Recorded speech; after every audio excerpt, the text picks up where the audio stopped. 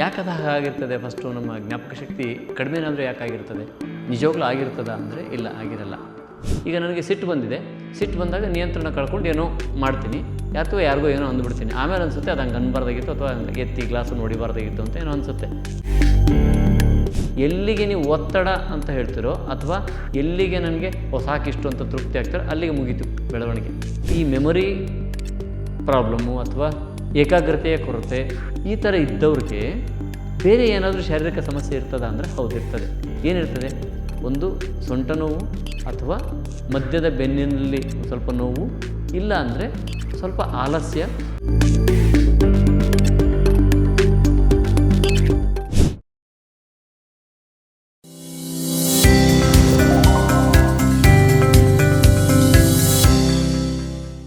ನಮ್ಮ ಕೆಲಸದಲ್ಲಿ ಏಕಾಗ್ರತೆ ಕಡಿಮೆ ಇದೆ, ಜ್ಞಾಪಕ ಶಕ್ತಿ ಯಾಕೋ ಇನ್ನೂ ಈ ಸಣ್ಣ ವಯಸ್ಸಲ್ಲೇ ಕಡಿಮೆ ಆಗ್ತಾಯಿದೆ, ಇದಕ್ಕೇನು ಪರಿಹಾರ ಅಂಥೇಳಿ ಸಾಕಷ್ಟು ಪ್ರಯತ್ನ ಪಟ್ಟರೂ ಭಾಳಷ್ಟು ಜನರಿಗೆ ಅದರ ಸಾಧ್ಯ ಆಗಿರಲ್ಲ.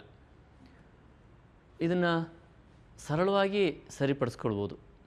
ಯಾಕದು ಹಾಗಾಗಿರ್ತದೆ? ಫಸ್ಟು ನಮ್ಮ ಜ್ಞಾಪಕ ಶಕ್ತಿ ಕಡಿಮೆನಾದರೂ ಯಾಕಾಗಿರ್ತದೆ? ನಿಜವಾಗ್ಲೂ ಆಗಿರ್ತದ ಅಂದರೆ ಇಲ್ಲ, ಆಗಿರಲ್ಲ. ಜ್ಞಾಪಕ ಶಕ್ತಿ ಹಂಗೆ ಸರಳವಾಗಿ ಕಡಿಮೆ ಆಗುವಂಥ ವಿಷಯನೂ ಅಲ್ಲ. ಮತ್ತು ಏಕಾಗ್ರತೆ ಕೊರತೆ ಬಂದಿದೆಯಾ? ಇಲ್ಲ, ಅದು ಕೂಡ ಈಸಿಯಾಗಿ ಬರಲ್ಲ. ಅದಕ್ಕೊಂದಷ್ಟು ಸಮಸ್ಯೆಗಳನ್ನ ನಾವು ಫೇಸ್ ಮಾಡಿರ್ತೀವಿ. ಇದು ಮೆದುಳಿನ ಸಮಸ್ಯೆ ಅಂತ ಅಂದ್ಕೊಂಡು ನಾವು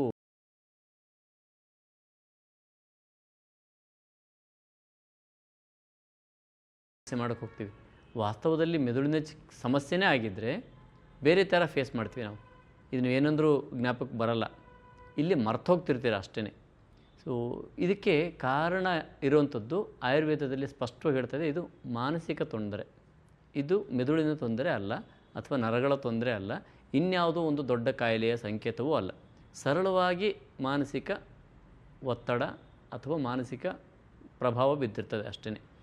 ಸೊ ಇದನ್ನು ಉನ್ಮಾದ ಅಪಸ್ಮಾರ ಅನ್ನುವಂಥ 2 ಅಧ್ಯಾಯನ ಆಚಾರ್ಯರು ಹೇಳಿ, ಅಪಸ್ಮಾರ ಬಿಡಿ, ಅದೊಂದು ಫಿಟ್ಸ್ ಬರುವಂಥ ಕಾಯಿಲೆ, ಅದೊಂದು ಬಿಟ್ಟರೆ ಉನ್ಮಾದ ಅನ್ನೋದರಲ್ಲಿ ವೆರೈಟೀಸ್ನ ಆಚಾರ್ಯರು ಹೇಳ್ತಾರೆ. ಉನ್ಮಾದ ಅಂದ ತಕ್ಷಣ ಹುಚ್ಚು ಅಂತ ಕರಿತೀವಿ. ಇಲ್ಲ, ಅದು ಹಾಗಲ್ಲ. ಈಗ ಆಯುರ್ವೇದದಲ್ಲಿ ಎಲ್ಲ ಚರ್ಮರೋಗಗಳಿಗೆ ಕುಷ್ಠ ಅಂತ ಕರಿತೀವಿ. ಅದು ಕುಷ್ಠ ಅಂದರೆ ಲೆಪ್ರಸಿ ಅಲ್ಲ, ಅದು ತುಂಬ ಮಹಾಕುಷ್ಠ ಅಂತ. ಅದು ಇನ್ನು ರಿಪೇರಿ ಆಗದೇ ಇರೋಂಥ ಮಹಾಕುಷ್ಠಕ್ಕೆ ಲೆಪ್ರಸಿ ಅಂತ ಕರಿತೀವಿ. ಎಲ್ಲ ಚರ್ಮರೋಗಕ್ಕೆ ಕ್ಷುದ್ರ ಕುಷ್ಠ ಅಂತ ಇದೆ. ಸುಮ್ಮನೆ ಒಂದು ಗುಳ್ಳೆ ಎದ್ದು ಹೋಗ್ತದೆ, ಅದು ಅಷ್ಟೇ, ಭಾಳ ಸಣ್ಣ ವಿಷಯಗಳವೆಲ್ಲ. ಸೊ ಹಾಗೆ ಇಲ್ಲೂ ಕೂಡ ಉನ್ಮಾದ ಅನ್ನೋಂಥದ್ದು, ಈಗ ನನಗೆ ಸಿಟ್ಟು ಬಂದಿದೆ, ಸಿಟ್ಟು ಬಂದಾಗ ನಿಯಂತ್ರಣ ಕಳ್ಕೊಂಡು ಏನೋ ಮಾಡ್ತೀನಿ, ಯಾರಿಗೋ ಏನೋ ಅಂದ್ಬಿಡ್ತೀನಿ. ಆಮೇಲೆ ಅನಿಸುತ್ತೆ ಅದು ಹಂಗೆ ಅನ್ಬಾರ್ದಾಗಿತ್ತು, ಅಥವಾ ಹಂಗೆ ಎತ್ತಿ ಗ್ಲಾಸನ್ನು ಹೊಡಿಬಾರ್ದಾಗಿತ್ತು ಅಂತ ಏನೋ ಅನಿಸುತ್ತೆ. ಸೊ ಆ ಟೈಮಲ್ಲಿ ಸಿಟ್ಟು ಬಂದಾಗ ಯಾವುದಕ್ಕೂ ಒಂದು ಬುದ್ಧಿ ಕೊಟ್ಟಿರ್ತೀವಲ್ಲ, ಅದರಿಂದ ಆಗಿರೋ ಹಾನಿ ಆಗಿರ್ತದಲ್ಲ, ಇದು ಹೌದು. ಆ ಟೈಮಲ್ಲಿ ಆ ಟೈಮ್ ಪೀರಿಯಡಲ್ಲಿ ಮನಸ್ಸಿಗೆ ಒತ್ತಡ ಬಿದ್ದು ಏನನ್ನು ಮಾಡಬಹುದು ಮನುಷ್ಯ, ಅದನ್ನು ಬಿಟ್ಟು ಬೇರೆ ಏನೋ ಮಾಡಿರ್ತೀವಿ, ಹೌದಲ್ವಾ? ಇದನ್ನು ಆಯುರ್ವೇದ ಮಾನಸಿಕ ಒತ್ತಡ ಅಥವಾ ಮಾನಸಿಕ ತೊಂದರೆಯಲ್ಲೇ ಸೇರಿಸುತ್ತೆ. ಇದನ್ನು ಉನ್ಮಾದ ಒಂದು ಸಣ್ಣ ಹಂತಗಳಲ್ಲೇ ಸೇರಿಸುತ್ತೆ. ಸೊ ಈಗ ಸರಿಪಡಿಸೋದು ಹೇಗೆ? ಇದು ಮೆದುಳಿನ ಸಮಸ್ಯೆ ಅಲ್ಲ, ಸ್ಪಷ್ಟವಾಗಿ ನೆನ್ಪಿಟ್ಕೊಳ್ಳಿ, ಮೆದುಳಿನ ಸಮಸ್ಯೆ ಅಲ್ಲ, ಮನಸ್ಸಿನ ಸಮಸ್ಯೆ. ಸರಿಪಡಿಸೋದು ಹೇಗೆ? ಹಾಗಾದ್ರೆ ಈಗಿರ್ತಕ್ಕಂಥ ಕಾರಣವನ್ನು ಬಿಟ್ಬಿಡೋಣ ಅಂದರೆ, ನಾನು ನೈಟ್ ಡ್ಯೂಟಿ ಮಾಡ್ತೀನಿ, ಒತ್ತಡದಿಂದ ಡ್ಯೂಟಿ ಮಾಡ್ತೀನಿ, ತುಂಬ ಒತ್ತಡ ಇದೆ, ಬ್ಯಾಂಕಲ್ಲಿ ಕೆಲಸ ಮಾಡ್ತೀನಿ, ಅಥವಾ ಐ ಟಿಲೆಲ್ಲೋ ಕೆಲಸ ಮಾಡ್ತೀನಿ, ನನಗೆ ಕೆಲಸದಲ್ಲಿ ಬಿಟ್ಟರೆ ಹೇಗೆ? ಏನೂ ಇಲ್ಲ, ಯಾವ ಕೆಲಸನೂ ಬಿಡೋದು ಬೇಡ. ಸೊ ಒತ್ತಡವನ್ನು ತಡ್ಕೊಂಡ್ರೆ ಹೈಯರ್ ಪ್ರಮೋಷನ್ ಸಿಗ್ತದೆ ಅಷ್ಟೇ. ಒಬ್ಬರೇ ಕೆಲಸ ಮಾಡ್ತಾಯಿದ್ರಿ, ಚೆನ್ನಾಗಿ ಕೆಲಸ ಮಾಡ್ತಾನೆ ಅಂತ ಕೆಳಗಡೆಗೆ ಒಂದು 5 ಜನರನ್ನು ಕೊಟ್ಬಿಟ್ಟು ಟೀಮ್ ಲೀಡರ್ ಮಾಡಿದರು. ಸೊ ಅದನ್ನು ನಿಭಾಯಿಸಿದ್ರಿ. ಅಂಥ ಒಂದು 5 ಟೀಮನ್ನು ಕೊಟ್ಟು ಆ ಟೀಮ್ ಲೀಡರ್ಸ್ನಷ್ಟೇ ಮ್ಯಾನೇಜ್ ಮಾಡೋಕ್ಕೆ ಕೊಡ್ತಾರೆ, ಅದನ್ನು ನೀವು ನಿಭಾಯಿಸಿದ್ರಿ. ಮುಂದಕ್ಕೆ ಏನಾಗ್ತಾ ಹೋಗ್ತೀರಿ? ಹೈಯರ್ ಎಂಡ್ ಆಗ್ತಾ ಹೋಗ್ತದೆ. ಎಲ್ಲಿಗೆ ನೀವು ಒತ್ತಡ ಅಂತ ಹೇಳ್ತಿರೋ ಅಥವಾ ಎಲ್ಲಿಗೆ ನನಗೆ ಸಾಕಿಷ್ಟು ಅಂತ ತೃಪ್ತಿ ಆಗ್ತಾರೆ ಅಲ್ಲಿಗೆ ಮುಗೀತು ಬೆಳವಣಿಗೆ. ಸೊ ನಾವು ಒತ್ತಡವನ್ನು ಎಲ್ಲಿಡ್ತೀವಿ, ಫುಲ್ ಸ್ಟಾಪ್ ಎಲ್ಲಿಡ್ತೀವಿ ಅನ್ನೋದ್ರ ಮೇಲೆ ನನಗೆ ಒತ್ತಡ ಇದೆಯಾ ಇಲ್ವಾ ಅಂತ ಅರ್ಥ ಅಷ್ಟೇ. ಸಾಮ್ರಾಜ್ಯ ಕಟ್ಟಿದ್ದಾರೆ ಬಿಸ್ನೆಸ್ಸಲ್ಲಿ ದೊಡ್ಡ ಜನ, ಅವ್ರಿಗೆ ಒತ್ತಡ ಇಲ್ವಾ? ದೊಡ್ಡ ಸಾಮ್ರಾಜ್ಯ ಎಲ್ಲ ಇದೆ ಅಲ್ಲ ಬಿಸ್ನೆಸ್ಸಲ್ಲಿ. ಸೊ ಅವ್ರಿಗೇನಾದರೂ ಒತ್ತಡ ಇಲ್ವಾ? ಸೊ ಆರಾಮಾಗಿ ನಡೀತಾ ಇದೆ ಅಲ್ವಾ? ಸೊ ಈ ಬೈಫರ್ಕೇಷನ್ ಮಾಡೋದು ಹೇಗೆ ಅಂತ ಈ ವಿಡಿಯೋದಲ್ಲಿ ನಾವು ನೋಡ್ತಾ ಹೋಗೋಣ. ಇದನ್ನು ಮನಸ್ಸನ್ನು ಹೇಗೆ ನೋಡಬೇಕು ಅಂತ ಒಂದು ಫಸ್ಟು ಕ್ಲಿಯರಾಗಿ ಮಾಡೋಣ. ಫೈನ್. ಮನುಷ್ಯ ಬಹಳಷ್ಟು ಭಾವುಕ ಜೀವಿ. ಯಾವ ಪ್ರಾಣಿಗಳು ಈ ಅತಿ ಭಾವುಕ ಇಲ್ಲ. ಯಾಕಂದರೆ ಆ ಭಾವನೆಗಳು, ಪ್ರಾಣಿಗಳಲ್ಲಿರ್ತಕ್ಕಂಥ ಭಾವನೆ ಎಷ್ಟು ಅಂದರೆ, ತನ್ನ ಮಗು, ತನ್ನ ಆಹಾರ, ತನ್ನ ನಿದ್ದೆ, ಸೊ ತನ್ನ ಭಯ, ಇಷ್ಟರಲ್ಲೇ ಅದು ಜೀವನವನ್ನು ಮುಗಿಸೋಗ್ಬಿಡ್ತದೆ. ಅದರ ಆಚೆ ಇನ್ನೊಂದು ಭಾವನೆ. ಮನುಷ್ಯನಿಗೆ ಒಂದು ಮಾತು, ಒಂದು ಕೃತಿ, ಒಂದು ದೃಶ್ಯ, ಒಂದು ಯಾವುದೋ ಒಬ್ರು ಯಾರೋ ನಡ್ಕೊಳ್ಳೋ ರೀತಿ, ಇದೆಲ್ಲವೂ ಮ್ಯಾಟ್ರ್ ಆಗ್ತದೆ. ಕೆಲವರಿಗೆ ಕಸ ನೋಡಿದರೆ ವಾಂತಿ ಬರೋಷ್ಟು ಸಮಸ್ಯೆ ಆಗುತ್ತೆ, ಕೆಲವರಿಗೆ ಏನೂ ಆಗಲ್ಲ. ಸೊ ಇದೆಲ್ಲ ಮನುಷ್ಯನ ಭಾವನೆಯಲ್ಲಿ ತರಂಗಗಳನ್ನು ಎಬ್ಸುತ್ತೆ. ಈಗ ನೀವು ಬಸ್ಸಲ್ಲಿ ಹೊರಟಿರ್ತೀರ, ಯಾರಿಗೋ ವಾಂತಿ ಆಗುತ್ತೆ, ನಿಮಗೇನಾದರೂ ಕಾಯಿಲೆ ಇದೆಯಾ? ವಾಂತಿ ಬಂದಂಗೆ ಆಗುತ್ತೆ ತಾನೇ ನಿಮಗೆ ಅದನ್ನು ನೋಡಿದರೆ? ಏನಿದೆ ಇದಕ್ಕೆ? ಸೊ ದ್ವಿಷ್ಟಾರ್ಥ ಸಂಯೋಗಜ ಛರ್ದಿ ಅಂತ ಆಯುರ್ವೇದಕ್ಕೆ ಕರೀತಾರೆ. ದ್ವೇಷ, ನಿಮಗೆ ಇಷ್ಟ ಆಗದೇ ಇರೋ ಯಾವುದೋ ಒಂದು ದರ್ಶನ ಮಾಡಿದ್ರೆ ನಿಮ್ಮಲ್ಲಿ ಏನೂ ಕಾಯಿಲೆ ಇಲ್ಲ, ಹೊಟ್ಟೆಗೂ ಏನಾಗಿಲ್ಲ, ಮೆದುಳಿಗೂ ಏನಾಗಿಲ್ಲ, ಬಂತ? ಇದು ನಿಮ್ಮ ಕೆಲಸದಲ್ಲಿ ದಿನ ಆಗ್ತಾ ಇರೋ ಕೆಲಸ. ಸೊ ಇದನ್ನು ವಾಂತಿ ಹೇಗೆ ಬರ್ತದೋ ಇದಕ್ಕಿಂತ ಪೂರ್ವದಲ್ಲಿ ಉತ್ಕ್ಲೇಶ ಅಂತ ಇರ್ತದೆ. ಉತ್ಕ್ಲೇಶ ಅಂದರೆ ನೋಡೋಕ್ಕಾಗಲ್ಲ, ಥರ ಆಗ್ತದೆ, ಅದು ಉತ್ಕ್ಲೇಶ. ಅದು ವಾಂತಿ ಆಗಿರಲ್ಲ. ಇನ್ನೂ ನೋಡೋಕ್ಕೆ ಹೋದರೆ ವಾಂತಿ ಬಂದಾಗ್ತದೆ. ಸೊ ಹೀಗೆ ಕೆಲಸದಲ್ಲಿ ದ್ವಿಷ್ಟಾರ್ಥ ಅಂದರೆ ನಿಮಗೆ ಇಷ್ಟ ಆಗೋದಿಲ್ಲ, ದ್ವೇಷ ಅನ್ನಿಸ್ತಾ ಇರ್ತದೆ, ಅಂತಹ ಕೆಲಸಕ್ಕೆ ಕೈ ಹಾಕೋದು ಅಥವಾ ಕೆಲಸವನ್ನು ಆ ರೀತಿ ನಾವು ಸ್ವೀಕರಿಸೋದು. ಅವಾಗ ಏನಾಗುತ್ತೆ ಅಂದರೆ ಉತ್ಕ್ಲೇಶ ಸ್ಟಾರ್ಟ್ ಆಗುತ್ತೆ. ಯಾವ ಕಾರಣಕ್ಕೂ ವಾಂತಿ ಬರಲ್ಲ, ಉತ್ಕ್ಲೇಶ. ಆ ಉತ್ಕ್ಲೇಶ ಇದ್ದಾಗ ಯಾವುದೇ ವಿಷಯ, ವಸ್ತು, ಆಹಾರ ಸ್ವೀಕಾರ ಇರಲ್ಲ. ಆಹಾರವನ್ನು ತಿನ್ನಬೇಕು ಅಂತ ಅನ್ಸಲ್ಲ. ಯಾರೋ ವಾಂತಿ ಮಾಡ್ಕೊಂಡು ನೀವು ಆಹಾರ ತಿನ್ನೋಕ್ಕಾಗತ್ತೆ? ಸಾಧ್ಯನೇ ಇಲ್ಲ. ನಾನು ಎಕ್ಸ್ಟ್ರೀಮನ್ನು ಯಾಕೆ ಹೇಳ್ತೀನಿ ಅಂದರೆ ಅದು ಆಗಲ್ಲ ಅಂತ ಗೊತ್ತಾಗುತ್ತಲ್ಲ. ಯಾರೋ ಜೋರು ವಾಂತಿ ಮಾಡ್ಕೊತಿರ್ತೀವಿ ನಿಮ್ಮ ಮೆದುಳಿಗೆ, ನೀವು ತಿನ್ನೋಕ್ಕೆ ಸಾಧ್ಯನೇ ಇಲ್ಲ, ಹೌದಾ? ಹಾಗೆ ಯಾಕಂದರೆ ನಮಗೆ ಅದ್ರ ಬಗ್ಗೆ ದ್ವೇಷ ಬಂದುಬಿಟ್ಟಿರ್ತದೆ ಅದನ್ನು ನೋಡಿ. ಹಾಗೆ ಯಾವಾಗ ಈ ದ್ವೇಷ ಬಂದು ಉತ್ಕ್ಲೇಶ ಅಂತಿರ್ತದೋ ಆವಾಗ ಏನನ್ನೂ ಸ್ವೀಕರಿಸೋದಿಲ್ಲ ನಾವು. ಹಾಗೆ ಮನಸ್ಸಿಗೆ ಆ ರೀತಿ ಉತ್ಕ್ಲೇಶ ಬಂತು ನಿಮ್ಮ ಕೆಲಸದಿಂದ, ಆವಾಗ ಯಾವುದೇ ಮುಂದಿನ ಸ್ವೀಕಾರ ಇಲ್ಲ. ಇರೋದನ್ನು ಮ್ಯಾನೇಜ್ ಮಾಡಿದ್ರೆ ಸಾಕಪ್ಪ ಅನ್ನೋಷ್ಟು ಒತ್ತಡ ಉಂಟಾಗುತ್ತೆ. ಈ ಒತ್ತಡ ಉಂಟಾದಾಗ ಯಾರೋ ಇವರೇನೇ ಹೇಳಿದ್ರು, ಇವರೇನೇ ಹೇಳಿದ್ರು, ಈ ಕೆಲಸ ಏನೋ ಹೇಳ್ತು, ಅದು ಸ್ವೀಕಾರನೇ ಆಗಿರಲ್ಲ. ಸ್ವೀಕಾರ ಆದಮೇಲೆ ಈ ನಿಮ್ಮ ಕಂಪ್ಯೂಟರ್ ಪ್ರೊಸೆಸರ್ ಥರ ನಿಮಗೆ ಚೆನ್ನಾಗಿ ಅರ್ಥ ಆಗಬೇಕು ಅಂದರೆ ನೀವೇನೋ ಫೀಡ್ ಮಾಡ್ತೀರಿ. ಆ ಫೀಡ್ ಮಾಡೋ ಟೈಮಲ್ಲಿ ಪ್ರೊಸೆಸರ್ ಅದನ್ನು ಕರೆಕ್ಟಾಗಿ ಫೀಡ್ ಮಾಡಿಕೊಂಡು ತಗೊಂಡು ಮೆಮೊರಿಗೆ ಹಾಕಬೇಕು, ಹೌದಾ? ಸೊ ಆ ಫೀಡ್ ಮಾಡೋ ಪ್ರೊಸೆಸರ್ ಸ್ಟಕ್ ಆಯಿತು ಅಥವಾ ಕಡಿಮೆ ಜಿ ಬಿ ಇದಿದೆ, ಏನೋ ಆಗ್ತಾಯಿದೆ ಅದರಿಂದ. ಸೊ ಸ್ಟೋರ್ ಮಾಡಲ್ಲ ಮೆಮೊರಿಗೆ, ಸೇವ್ ಮಾಡ್ಕೊಳ್ಳೋದೇ ಇಲ್ಲ. ಮತ್ತು ಅದು ಹ್ಯಾಂಗ್ ಆಗೋದು, ಮತ್ತು ರೊಟೇಟ್ ಆಗೋದು, ಹಿಂಗೇನೋ ಆಗ್ತಾ ಕೊಡ್ತದೆ. ಸೇಮ್ ಥಿಂಗ್ ಇನ್ ಯುವರ್ ಮನಸ್ಸು, ಸೇಮ್ ಥಿಂಗ್ ಇಲ್ಲಿ ಹ್ಯಾಪನ್. ಏನೋ ನಡೀತಾ ಇದೆ, ಅಲ್ಲಿ ಏನೋ ಫೈಲ್ ಏನೋ ಆಗಬೇಕು, ಇವ್ರು ಯಾರೋ ಏನೋ ಹೇಳಿದರು, ಇದಕ್ಕೆ ಅದಕ್ಕೆ ಮ್ಯಾಚ್ ಆಗುತ್ತೆ, ಇದನ್ನು ಮಾಡದೇ ಇದ್ದರೆ ನಾಳೆ ಏನೋ ಕೆಲಸ ಒತ್ತಡ, ಇವ್ನು ಅವಾಗ ಕೇಳಿಸ್ಕೋತೀರಿ ಅಷ್ಟೇ. ಬೇಡ ಕೋಆರ್ಡಿನೇಟ್ ಮಾಡ್ಕೊಂಡು ಆ ಮನಸ್ಸು ತೊಗೊಂಡೋಗಿ ಬುದ್ಧಿಗೆ ಹಾಕೋದೇ ಇಲ್ಲ. ನೆನಪೆಂಗಿರುತ್ತೆ? ಬುದ್ಧಿಗೆ ಹಾಕಿದ್ರಲ್ಲಿ ವಾಪಸ್ ರಿಕಾಲ್ ಮಾಡ್ಕೊಳ್ಳೋಕೆ ಸಾಧ್ಯ ಆಗೋದು? ಅದು ಬುದ್ಧಿ ನೀಟಾಗಿ ಹಾಕೋದೇ ಇಲ್ಲ. ಬೆಳಗ್ಗೆ ಎದ್ದು ಯಾರೋ ನೆನಪಿಸಿದಾಗ ಆವಾಗದು ರಿಕಾಲ್ ಮಾಡ್ಕೊಳ್ಳೋಕೆ ಪ್ರಯತ್ನ ಪಡ್ತದೆ. ಇಲ್ಲ ಅಂದರೆ ಅದು ಮರ್ತೋಗಿರ್ತದೆ. ಹೌದು ನಿನ್ನೆ ಹೇಳಿದ್ರಿ, ನೀವು ಹಿಂಗೆ ಹೇಳಿದ್ರಿ ಅಂತ ಅವ್ರು ಹೇಳ್ತಾರೆ, ಓನರ್ ಅಥವಾ ಬಾಸ್, ನಿಮ್ಮ ಬಾಸ್ ಯಾರು ಹೇಳ್ತಾರೆ, ನಾನು ಹಂಗೆಲ್ಲ ಹೇಳಿದ್ದು, ಹೀಗೆ ಹೆಂಗಕ್ಕೆ ಅರ್ಥ ಮಾಡ್ಕೊಂಡೆ ಅಂತ. ಇಲ್ಲಿಗೆ ಎಲ್ಲ ಸಮಸ್ಯೆ ಪ್ರಾರಂಭ ಆಗುತ್ತೆ. ಹಾಗಾದರೆ ಈ ಮನಸ್ಸಿಗೆ ಏನು ಮಾಡೋಣ? ಉತ್ಕ್ಲೇಶ ಬರಬಾರ್ದು ಮನಸ್ಸೊಳಗೆ. ಏನು ಮಾಡೋಣ ಈ ಮನಸ್ಸಿಗೆ? ಸೊ ಮನಸ್ಸಲ್ಲಿ ಭಾಳ ಸರಳವಾಗಿ ಮಾಡುವಂಥ ಚಿಕಿತ್ಸೆಗಳಿವೆಲ್ಲ. ಮನಸ್ಸಲ್ಲಿ 3 ವಿಭಾಗ ಇದೆ: ಸತ್ವಗುಣ, ರಜೋಗುಣ, ತಮೋಗುಣ. ಇವು ಬರೀ ಗುಣ ಅಲ್ಲ, ಅದು ವಿಭಾಗನೇ. ಅದು ಸತ್ವ, ರಜೋ, ತಮ ಅಂತ. ಸೊ ಸತ್ವಗುಣ ಜಾಸ್ತಿ ಇದ್ದರೆ ಸಮಸ್ಯೆ ಇಲ್ಲ. ಆದರೆ ಇವತ್ತಿನ ಈ ಡಿಸೀಸ್ ಬಗ್ಗೆ ಏನು ಮಾತಾಡ್ತಾ ಇದ್ದೀನೋ, ಸಾಕಷ್ಟು ಜನ ಫೇಸ್ ಮಾಡ್ತಾ ಇದ್ದೀವೋ, ಐದರ್ ರಜೋಗುಣ ಆರ್ ತಮೋಗುಣ, ಸತ್ವದ್ದಲ್ಲ. ಹಾಗೆ ರಜೋಗುಣ ಮತ್ತು ತಮೋಗುಣಗಳು ಎಲ್ಲಿಂದ ಬಂದವು ಇದನ್ನು ನೋಡೋಣ. ಇದೊಂಥರ ಭಾಳ ಹಾಸ್ಯಾಸ್ಪದ, ನಗುವಂಥದ್ದು. ರಜೋಗುಣಗಳು, ತಮೋಗುಣಗಳು ಎಲ್ಲಿಂದ ಬಂದವು? ಅವಕ್ಕೆ ಕ್ಷಯ ಅನ್ನೋದಿಲ್ಲ, ಅಂದರೆ ಕಡಿಮೆ ಆಗೋದಿಲ್ಲ. ಅವು ಸಮವಾಗಿರ್ತವೆ, ಇಲ್ಲ ವೃದ್ಧಿ ಆಗ್ತವೆ, ಎರಡೇ. ವಿಚಿತ್ರ ಇದು. ಅವು ಎರಡೂ ಈ ರಾಹು ಕೇತು ಅಂತ ಕರಿತೀವಲ್ಲ, ಛಾಯಾಗ್ರಹಗಳು ಅಂತ. ಹಾಗೆ ಅವೆರಡೂ ಇಲ್ಲದೇ ಇರೋವಂಥದ್ದು ಅಥವಾ ತನ್ನ ಸ್ವಂತಿಕೆ ಇಲ್ಲದೇ ಇರೋವಂಥದ್ದು. ಈಗ ಸೂರ್ಯ ಮತ್ತು ಭೂಮಿಯ ನಡುವೆ ಚಂದ್ರ ಅಡ್ಡ ಬಂದರೆ ಸೂರ್ಯನ ಬೆಳಕು ಹೋಯಿತು, ಅವಾಗ ಗ್ರಹಣ ಆಗಿರ್ತದೆ.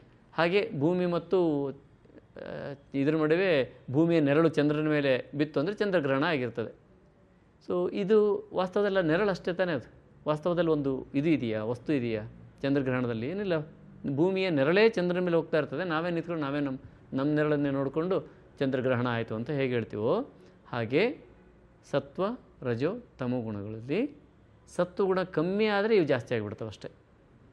ರಜೋಗುಣಕ್ಕೊಂದು ಸ್ವತಂತ್ರ ಅಧಿಷ್ಠಾನ ಅಂತೇನಿಲ್ಲ. ಇಲ್ಲಿಗ ಬೆಳಕಿದೆ, ಕತ್ಲು ತರಬೇಕಂದ್ರೆ ಏನು ಮಾಡಬೇಕು? ಕಪ್ಪನ್ನು ಲೈಟ್ ಹಾಕಬೇಕಾ? ಏನಿಲ್ಲ, ಈ ಲೈಟ್ ಆಫ್ ಮಾಡಿದರೆ ಕತ್ಲು ತಾನೇ ಆಗುತ್ತೆ ಅಲ್ವಾ? ಸೊ ಕತ್ಲಿಗೆ ಮತ್ತೊಂದೇನೂ ಮಾಡೋದು ಅವಶ್ಯಕತೆ ಇಲ್ಲ. ಇದೇ ನಮ್ಮ ಮನಸ್ಸಿನಲ್ಲಿ ಆಗ್ತಕ್ಕಂತಹ ಸಮಸ್ಯೆ. ಅಲ್ಲಿ ಕತ್ಲು ಗುಡಿಸುತ್ತೆ, ಕತ್ಲಾವರಣ ಆಗುತ್ತೆ, ಯಾಕಂದರೆ ಸತ್ವಗುಣ ಹೆಚ್ಚಿರಲ್ಲ. ಸೊ ಈ ಚಿಕಿತ್ಸೆ ಏನು ಮಾಡಬೇಕಾಗಿದೆ? ಸತ್ವಗುಣ ಹೆಚ್ಚು ಮಾಡೋದು ಅಷ್ಟೇ, ಇನ್ನೇನೂ ಇಲ್ಲ. ಭಾಳ ಸರಳವಾದದ್ದು. ಸೊ ಸತ್ವಗುಣ ಯಾಕೆ ಕಡಿಮೆ ಆಗಿದೆ?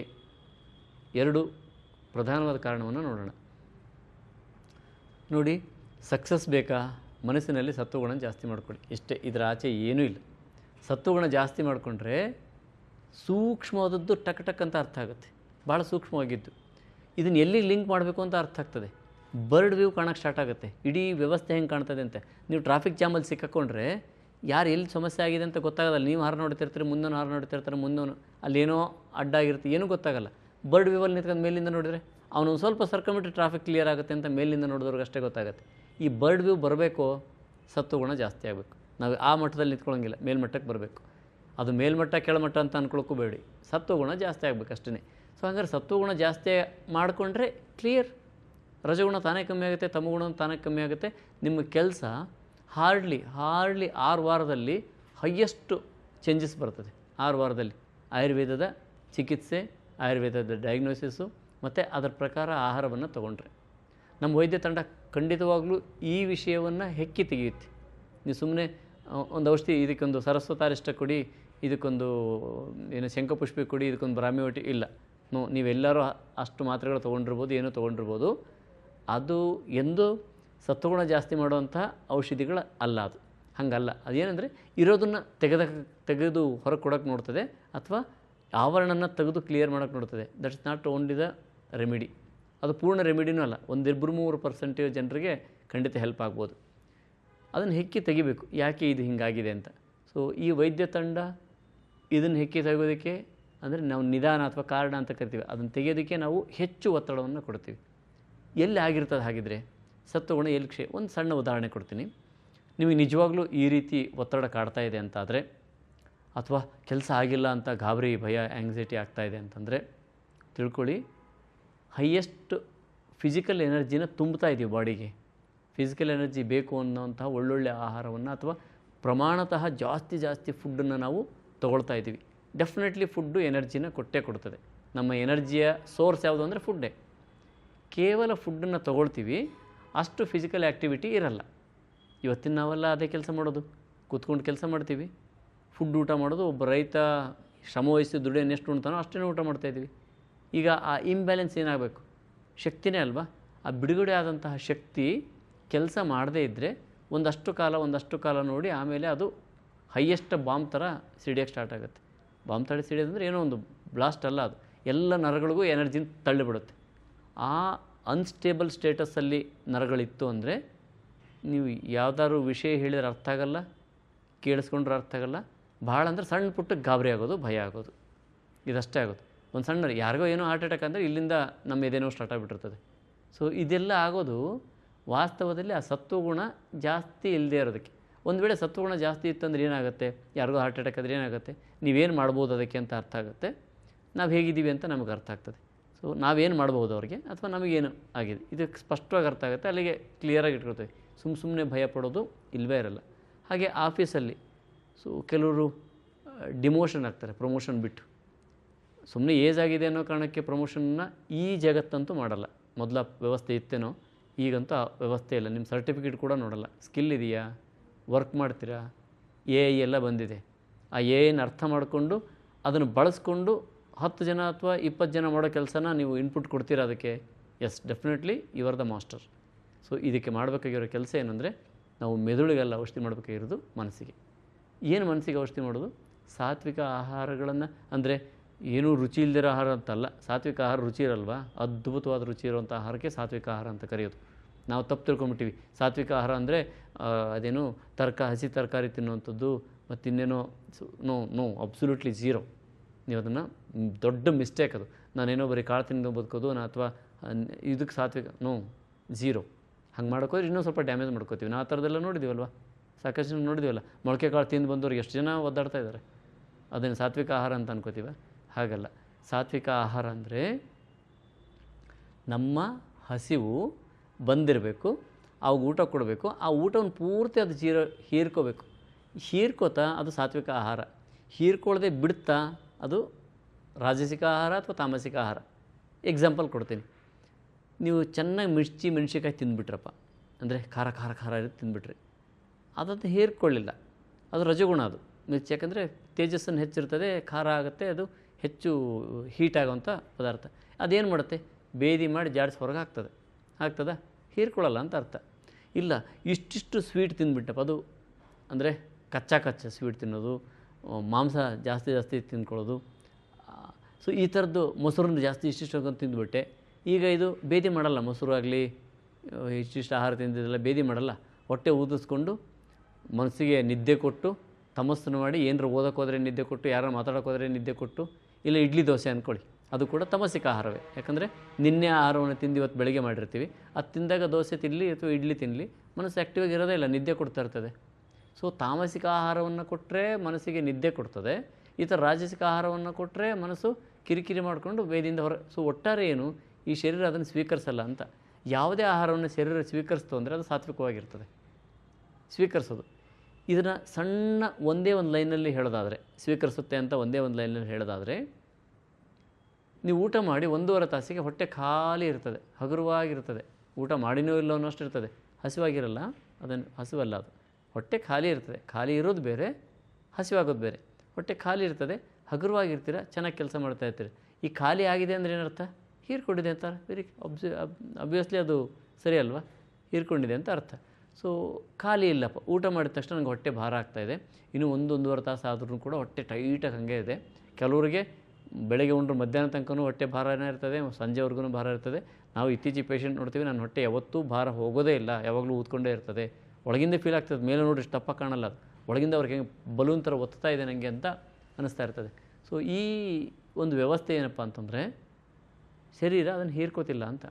ಐದರ್ ರಜೋಗುಣ ಅಥವಾ ತಮೋಗುಣ, ಈ ಎರಡು ಕಡ್ಡಾಯವಾಗಿ ಇದಾಗತ್ತೆ ಹೊಟ್ಟೆಯಲ್ಲಿ ಊದ್ಕೊಳ್ಳೋದಕ್ಕೆ ಬಂತು ಅಂದರೆ. ಸೊ ಈಗ ಇದನ್ನು ಸರಿಪಡಿಸ್ಕೊಳ್ಳದೇ ಇದ್ದರೆ ಮೆಮೊರಿ ಬರ್ತದ? No chance. ಯಾಕೆ? ನೀವೇನೇ ಕಷ್ಟಪಟ್ಟು ನೆನಪಿಟ್ಕೊಳ್ಳೋಕೆ ಪ್ರಯತ್ನ ಪಡ್ಬೋದು, ಇಲ್ಲಿಂದ ಅಷ್ಟು ದೂರ ಹೋಗೋದ್ರೊಳಗೆ ಅದು ಗಾಯಬ್. ಎಲ್ಲರೂ ಕೂಡ ಬಯಸ್ಕೊತಿರ್ತೀವಿ ನಾವು, ಎಲ್ಲರೂ ಹೇಳ್ತಿರ್ತಾರೆ ಇಷ್ಟು ನೆನಪಿಟ್ಕೊಳ್ಳೋಕ್ಕಾಗಲ್ವ ಅಂತ, ನಾಳೆಗೆಲ್ಲ ಮರ್ತಿರ್ತದೆ, ಮತ್ತು ಇನ್ನೂ ಸ್ವಲ್ಪ ನನಗೆ ಮೆಮೊರಿ ಹಾಳಾಗಿದೆ ಅಂತ ಒತ್ತಡದಿಂದ ಬೀಳಕ್ಕೆ ಹೋಗ್ತೀವಿ.